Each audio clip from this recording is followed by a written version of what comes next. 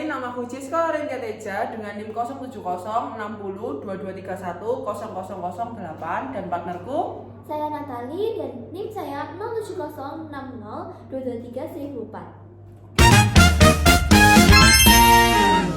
Oke, hari ini kita mau ngapain nih, Nak?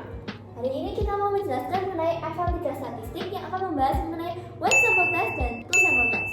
Ngomong-ngomong nih ya, kamu tahu nggak kenapa kita tuh harus uji hipotesis buat mengambil keputusan bisnis? Penting nggak? Menurutku sih itu penting banget karena hal itu tuh membantu kita dalam pengambilan keputusan bisnis yang didasari oleh data dan bukti yang akurat. Dan hal itu juga membantu kita mengurangi bias pribadi dalam suatu pengambilan keputusan.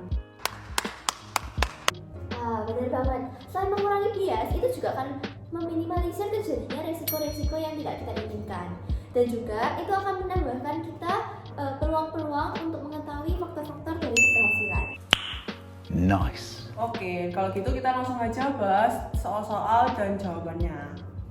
Saksikan. Oke, kita akan langsung masuk ke soal yang pertama. Soal yang pertama ini yaitu tentang one sample test di mana population standard deviation-nya itu diketahui. Oke, jadi pada soal yang pertama ini terdapat sebuah pabrik yang mengklaim bahwa rata-rata berat produk yang dihasilkan adalah 200 gram. Untuk memverifikasi klaim ini, seorang peneliti mengambil sampel acak dari 50 produk dan menemukan bahwa rata-rata produk dalam sampel tersebut adalah 198 gram. Diketahui juga bahwa standar deviasi populasi berat produk tersebut adalah 10 gram. Nah, pada soal ini kita diminta untuk melakukan uji hipotesis dengan tingkat signifikansinya yaitu sebesar 0,05 untuk menentukan apakah rata-rata berat produk yang dihasilkan pabrik tersebut adalah kurang dari 200 gram. Berikut adalah penjelasan dari jawabannya. Oke, kita akan langsung membahas untuk jawabannya untuk soal yang nomor 1. Soal nomor 1 tadi kita diminta untuk menentukan apakah rata-rata berat produk yang dihasilkan pabrik tersebut adalah kurang dari 200 gram. Kita akan mengerjakan dengan 6 step. Step yang pertama yaitu kita akan menentukan H0 dan H1-nya. Nah, karena kurang dari 200 maka tersebut adalah mu kurang dari 200. Sedangkan untuk H0-nya yaitu mu lebih besar sama dengan 200. Untuk step 2-nya yaitu level of significance-nya. Sudah diketahui di soal yaitu sebesar 0,05. Untuk step 3-nya kita akan menentukan apakah z-test atau t-test. Nah, pada kasus ini kita menggunakan z-test.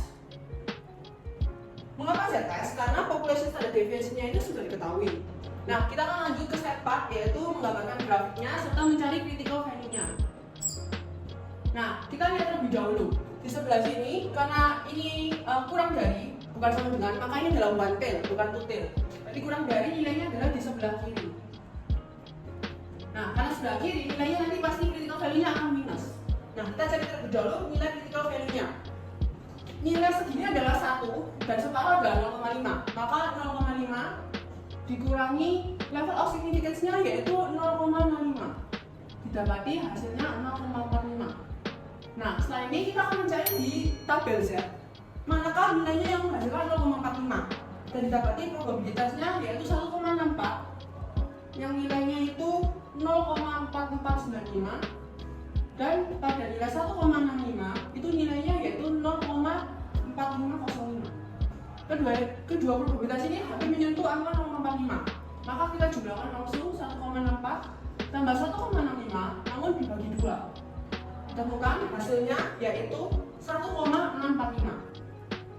Nah, kita lihat lagi karena kita lihat di grafik ini di sebelah kiri, maka nilainya akan minus. Nah, minus 1,645. Ini adalah critical value-nya. Maka bisa kita simpulkan bahwa nanti region of rejection-nya adalah di sebelah kiri. Z kurang dari minus 1,645. Oke, kita akan lanjut ke step 5 yaitu memasukkan data-datanya. Diketahui X bar-nya itu 198, standard deviation-nya 10, mu-nya 200, dan N-nya adalah 50. Kita bisa menggunakan rumus Z-nya. Rumus Z yaitu X sama dengan X bar min mu per standard deviation dibagi akar N. Kita masukkan X bar-nya itu 198 dikurangi mu-nya 200 dibagi 10 dibagi akar 50. Nah, dari sini kita akan mendapatkan hasil yaitu minus 1,414. Nah, ini nilai Z-nya. Nah, pada step 6 ini kita bisa menarik kesimpulan bahwa nilai Z-nya minus 1,414 ini lebih besar daripada nilai critical value-nya, yaitu minus 1,45. Nah, minus 1,44 ini di sebelah sini, di mana berarti kita tidak menolak H0. Jadi kita bisa menyimpulkan bahwa kita punya cukup bukti bahwa rata-rata berat produk itu kurang dari 200 gram. Nah, berikut adalah jawaban manual untuk nomor 1 yang saya tulis secara lengkap di kertas untuk 6 step. Selanjutnya, nah ini berikut merupakan beberapa penulisan untuk di Python, untuk import library dan rumus yang harus kita jalankan lebih dahulu. Nah, ini untuk jawaban Python-nya nomor 1 yang saya tulis secara lengkap juga sampai 6. Dan berikut hasil yang didapatkan juga sama yang sudah didapatkan pada jawaban kertas. Oke, kita akan memasuki soal yang nomor 2. Soal yang nomor 2 ini yaitu tentang one sample test di mana population standard deviation-nya ini diketahui.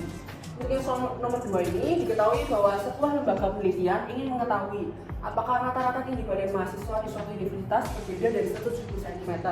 Untuk itu, mereka mengambil sampel acak dari 20 mahasiswa dan mencatat tinggi badan mereka. Berikut adalah data tinggi badan mereka dalam cm untuk 20 mahasiswa, yaitu terdapat 165, 172, 174, dan yang terakhir 168. Pada pertanyaan ini, kita akan diminta untuk melakukan uji hipotesis dengan tingkat signifikansinya yaitu sebesar 0,05 untuk menentukan apakah rata-rata tinggi badan mahasiswa di universitas ini berbeda. Berikut adalah penjelasan untuk jawabannya. Nah, kita akan langsung membahas jawaban untuk nomor 2. Nah, pada nomor 2 ini kita diminta untuk menentukan apakah rata-rata tinggi badan mahasiswa di universitas ini itu berbeda. Nah, kita akan menggunakan 6 step. Step yang pertama kita harus menentukan H0 dan H1-nya. Tentukan juga bahwa H0 dan H1-nya yaitu mu tidak sama dengan 170 dan H0-nya mu sama dengan 170. Nah, pada step 2 yaitu level of significance-nya. Kita tahu di soal yaitu sebesar alpha sama dengan 0,05. Nah, pada step 3 kita menentukan apakah pada kasus ini kita harus menggunakan t-test atau d-test. Nah, pada step 3 kita menentukan bahwa ini menggunakan t-test karena standar deviasinya ini tidak diketahui. Oke, pada step 4 kita akan menggambarkan grafiknya serta menentukan critical value-nya dan nilai fitnya. Nah, karena tidak sama dengan, berarti kita akan mendapatkan tutel kiri dan kanan. Nah, untuk critical value-nya kita harus menghitung dulu DF-nya. DF dengan N-1 harusnya. N-nya itu 20. Karena 20 siswa dikurangi 1 berarti 19. Nah, pada tabel t-test, pada tabel t kita harus melihat untuk DF-nya 19 dan alpha-nya 0,05. Dan didapatkan hasilnya critical value-nya itu minus 2,093 dan 2,093. Nah, di sini adalah radius of rejection-nya. Nah, maka Z akan nilai H0 akan ditolak jika Z-nya itu kurang dari minus 2,093 atau lebih besar dari 2,093. Nah, pada step 5 ini kita akan menghitung menggunakan rumus T sama dengan X bar min mu per S dibagi akar N. Nah, kan X barnya tadi itu kita harus menghitung secara rata-ratanya keseluruhan. Jumlah datanya di total semua dan dibagi 20. Maka hasilnya akan mendapatkan 169,6. Nah, untuk yang S karena kita sudah belum ada, maka S-nya kita cari terlebih dahulu. Rumusnya sigma X min X bar dikuadratkan per N min 1 dan didapatkan hasil dalamnya itu 188,8 dan S-nya ketemu 3,16. Nah, dari sini kita kan bisa masukkan dalamnya rumus ini. Nah, X barnya 1,69,6 min mu-nya yaitu 170 dibagi S-nya 3,15 dibagi akar N-nya. N-nya itu 20. Nah, didapati hasilnya adalah minus 0,567. Pada step 6, kita akan menyimpulkan bahwa nilai minus 0,567 ini berada di antara nilai critical value-nya minus 2,093 dan 2,093 di area sebelah sini. Maka bisa saya simpulkan bahwa kita tidak menolak H0. Nah, berikut merupakan jawaban manual yang saya tulis juga secara lengkap di kertas untuk 6 stepnya. Next.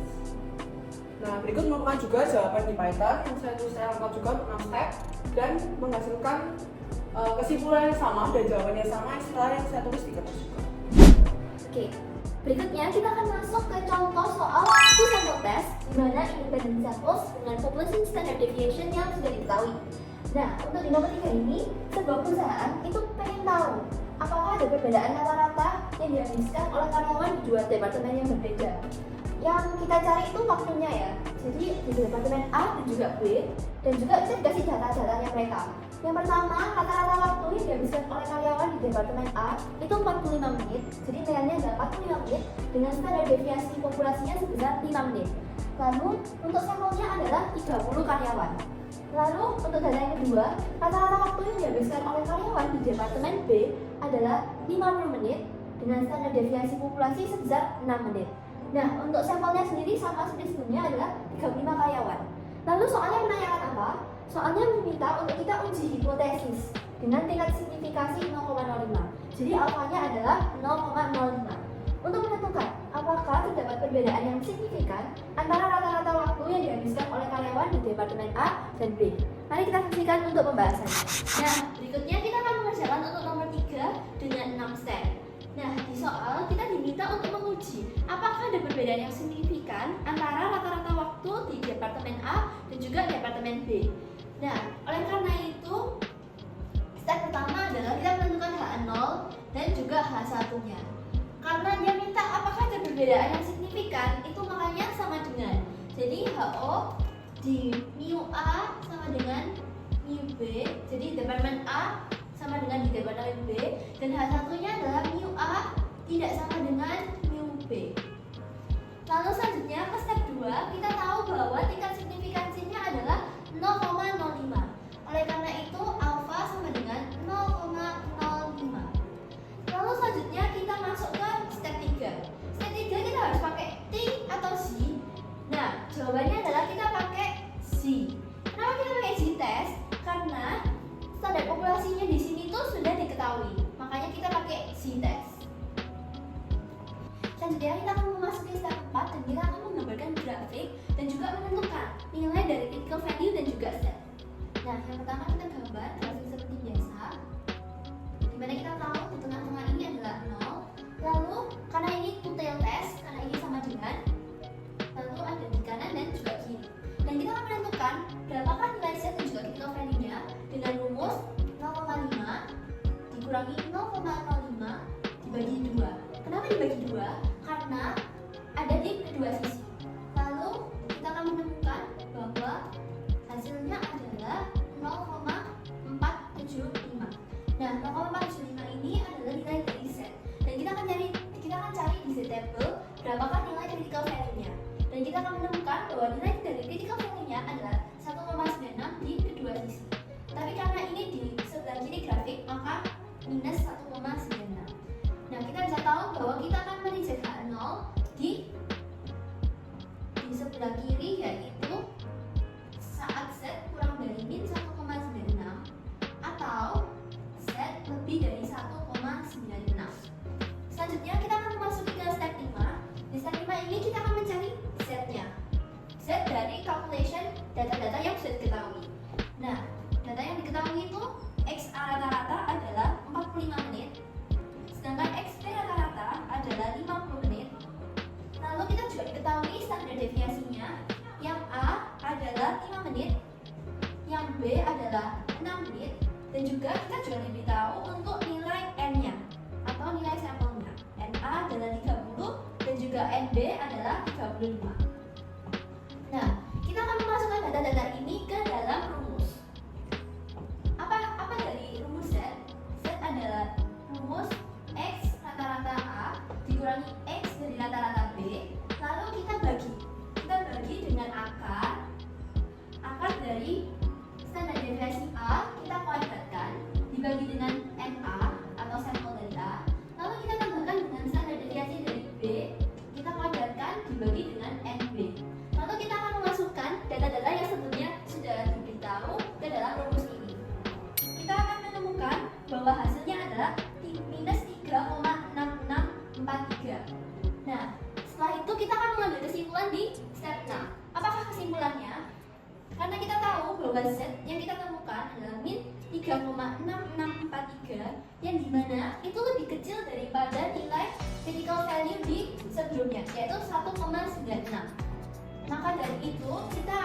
dicek H0. Kesimpulannya adalah ada perbedaan yang signifikan antara perbedaan rata-rata waktu di Departemen A dan juga di Departemen B. Berikut adalah jawaban manual dari nomor 3 yang kami kerjakan secara lengkap di kertas. Kami juga mengerjakannya di Python untuk mengecek apakah hasil dari hitungan manual kami itu benar. Nah, hasil yang ditemukan antara manual dan juga Python itu sama. Selanjutnya, kita akan memasuki untuk contoh soal two sample test di mana independent samples dengan population standard deviation-nya tidak diketahui. Nah, di nomor 4 ini, sebuah penelitian dilakukan untuk membandingkan rata-rata waktu yang dihabiskan oleh dua kelompok. Nah, mereka ini lagi meneliti metode belajar.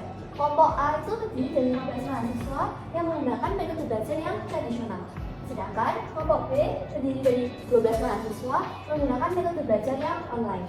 Nah, di soal diminta untuk uji hipotesis dengan tingkat signifikansi atau alfanya 0,05 untuk menentukan apakah ada perbedaan yang signifikan antara rata-rata waktu yang dihabiskan oleh kelompok A yang menggunakan metode belajar tradisional dan kelompok B yang menggunakan metode belajar online.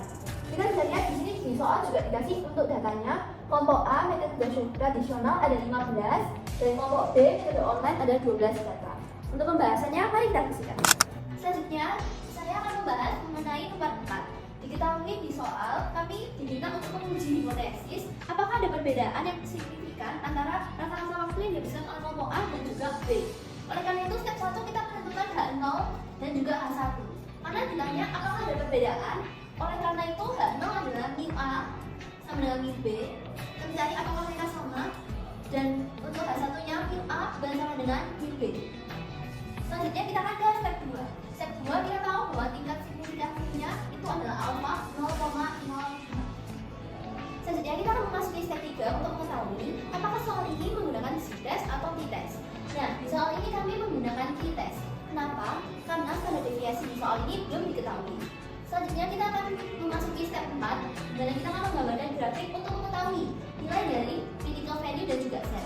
Karena ini adalah sama dengan, maka dari itu ini adalah grafik untuk two-tailed test. Nah, karena kita menggunakan t-test, oleh karena itu kita harus tahu nilai n dan juga ds untuk mengetahui nilai dari t-nya di dalam tabel. Nah, untuk nilai sendiri, n-nya sendiri itu karena ada 2, na plus nb, yaitu 15 ditambah 12, jadi 27. Untuk df-nya sendiri, kita bisa mengetahui dengan rumus na plus nb di minus 2. Kalau tidak minus 1, karena nilai dari data na dan nb berbeda. Oleh karena itu, kita tahu na plus nb itu 27 dikurangi 2, jadi kita menemukan hasil 25. Lalu kita akan melihat di tabel T untuk nilai dari tabel df-nya di 25 dan juga di alpha 0,05.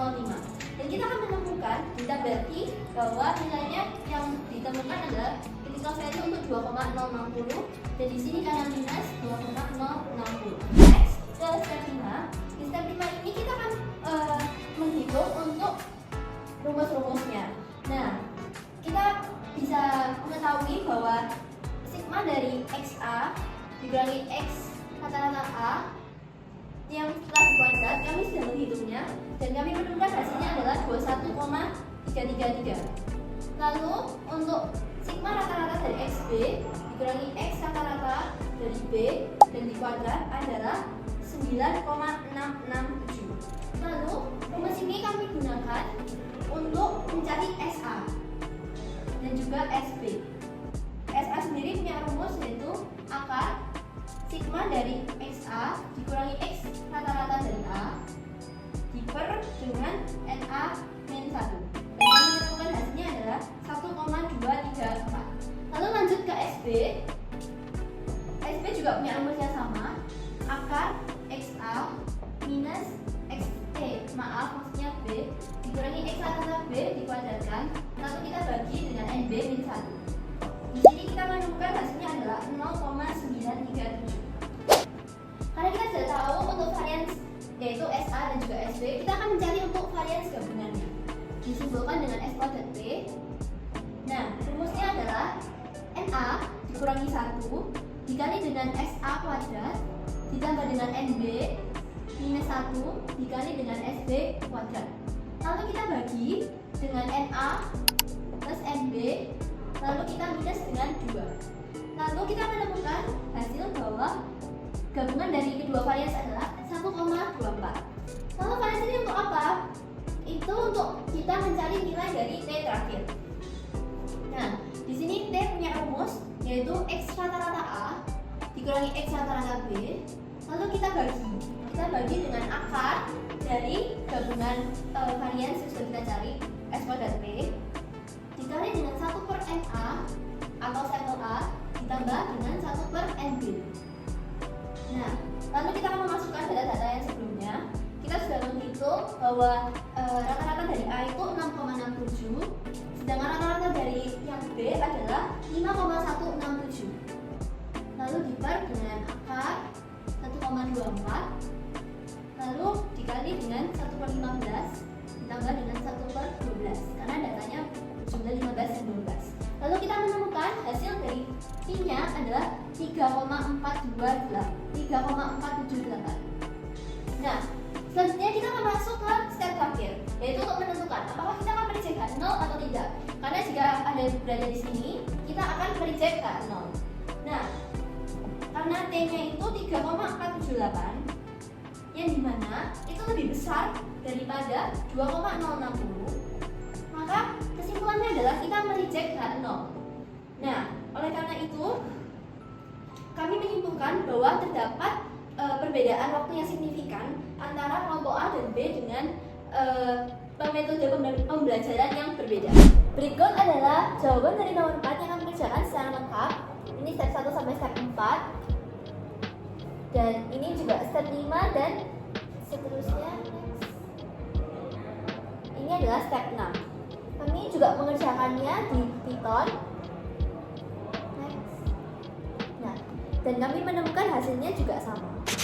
Oke, untuk contoh soal terakhir adalah two sample test, di mana setiap sampel adalah dependent.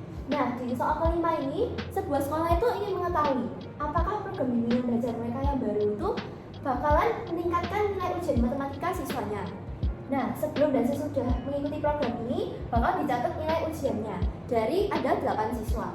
Lalu, soal itu meminta untuk kita melakukan uji hipotesis dengan tingkat signifikasi atau alfanya 0,01 untuk menentukan apakah ada peningkatan yang signifikan dalam nilai ujian matematika siswa setelah mengikuti program bimbingan belajar.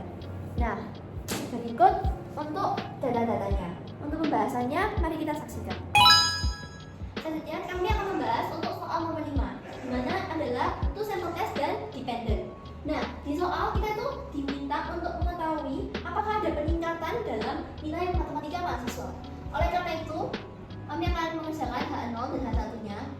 Karena H1-nya dia bilang apakah ada peningkatan. Oleh karena itu, H1-nya adalah mu A atau mu after itu akan lebih besar daripada mu B. Dan di H0-nya mu A akan kebalikannya lebih kecil sama dengan mu B. Untuk selanjutnya, step 2 kita bisa tahu bahwa alfanya adalah 0,01. Untuk step 3-nya, kita akan mengetes apakah ini menggunakan T atau C. Di sini kami menggunakan T-test karena ini merupakan sampel yang dependent. Selanjutnya untuk nomor 4, kami akan menggambarkan grafik untuk mengetahui nilai critical value dan juga P-nya. Karena ini merupakan bundle test dan ini lebih besar, oleh karena itu akan di sebelah sini. Kita akan mencari untuk nilai critical value-nya. Nah, karena kita tahu alfanya 0,01, lalu untuk jumlah datanya sendiri n-nya adalah 8, dimana kita juga harus tahu df-nya. df itu n-1 yaitu 7. Lalu kita akan mengecek di tabel T berapakah nilai yang df-nya itu 7 dan juga alfanya itu 0,1 dan t-test. Dan kita akan mendapatkan hasil dari critical value-nya adalah 2,998. Oleh karena itu, kita bisa tahu bahwa kita akan mereject H0 jika T lebih dari 2,998. Step 5, kita akan membuat sebuah data di mana sebelumnya berapa, sesudahnya berapa perbedaannya, dan juga perbedaannya itu nanti akan kita kurangi dengan perbedaan rata-rata dan juga di kuadrat. Nah, kami sudah melakukan perhitungan dan kami menemukan bahwa untuk untuk nilai difference dikurangi difference yang sudah di rata-rata dan dikuadrat adalah totalnya adalah 7,5. Ini adalah sigma dari total secara keseluruhan. Untuk mencari difference sendiri kita bisa mengurangi dari after dikurangi before, yaitu nilai sesudahnya berapa dikurangi sebelumnya berapa. Dan juga untuk difference rata-rata ini kita bisa tahu dari jumlah nilai difference. Misal jumlah dari nilai difference-nya ada 20, lalu dibagi dengan datanya 8, berarti rata-rata dari difference-nya adalah 20 bagi 8. Nah, selanjutnya karena kita sudah mengetahui ini, kita akan memasukkan ini ke rumus untuk mencari standar deviasi. Untuk mencari standar deviasi sendiri adalah akar dari sigma D min D rata-rata kuadrat dibagi dengan n-1. N di sini adalah sampel.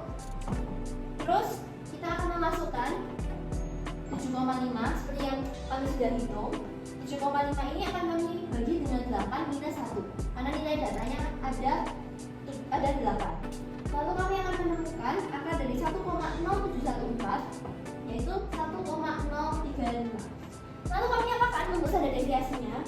Ini akan kami gunakan untuk mencari nilai dari T, di mana T memiliki rumus rata-rata dari difference kami bagi dengan standar deviasi, lalu kami bagi dengan akar dari N. Nah, kami sudah hitung bahwa rata-rata dari difference ini adalah 2,25. Lalu kami bagi dengan 1,035 dan juga kami bagi lagi dengan akar N yaitu akar 8.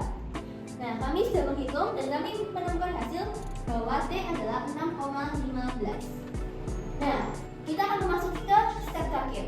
Di step terakhir ini karena kita tahu T-nya itu ketemunya 6,15 yang dimana lebih besar daripada 2,998. Oleh karena itu, jelas kita tahu bahwa kita mereject H0.